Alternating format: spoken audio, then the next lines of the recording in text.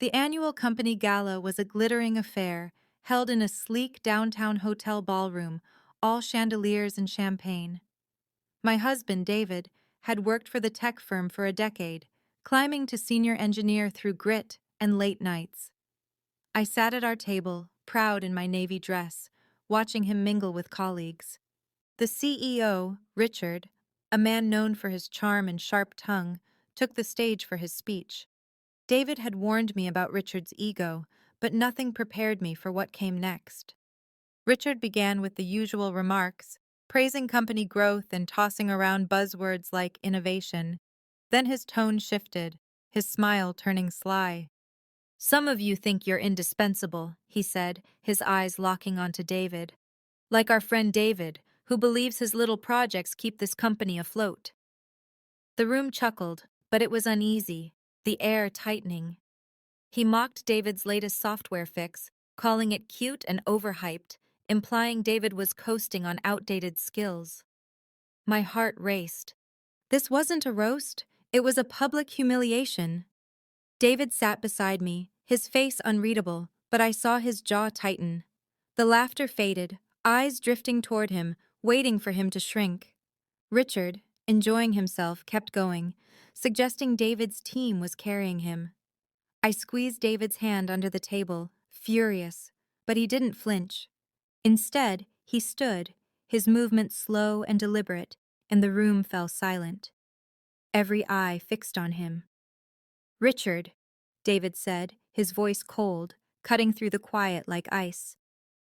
"If my work is so cute, why does your board rely on my little projects to hit your quarterly numbers?" He paused, letting it land. "Maybe you should check the data before you speak. My team isn't carrying me. I'm carrying this company's reputation." The room froze. Richard's smirk vanished, his face paling as whispers rippled through the crowd. David sat back down, calm on the surface, though I could see the fire in his eyes. I squeezed his hand again, pride swelling despite the tension. Richard stumbled, trying to return to his speech, but the mood had already shifted. Colleagues glanced at David with respect, some offering subtle nods. The CEO's attempt to shame him had backfired, exposing his own pettiness.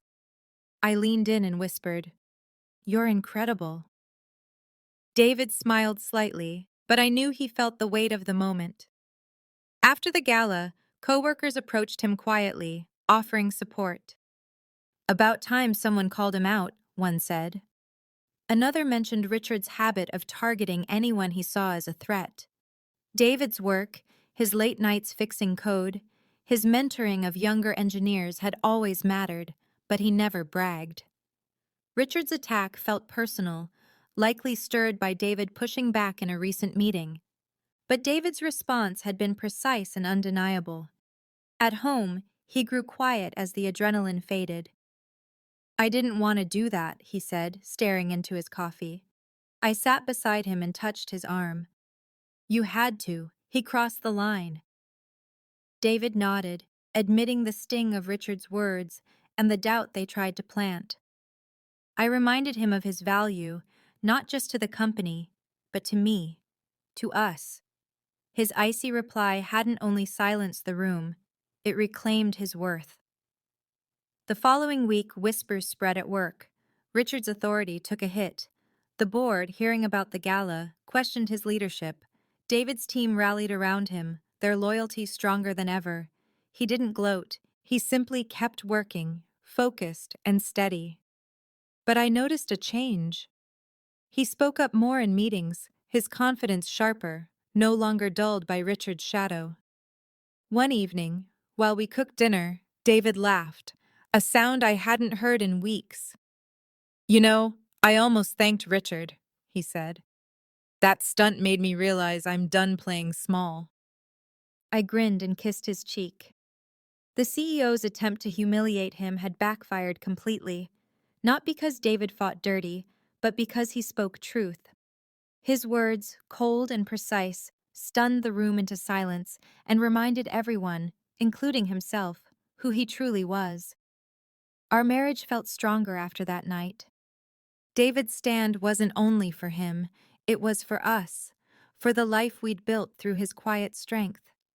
Richard's humiliation attempt was just a spark, but David's response became the fire, and it burned brighter than any CEO's ego ever could.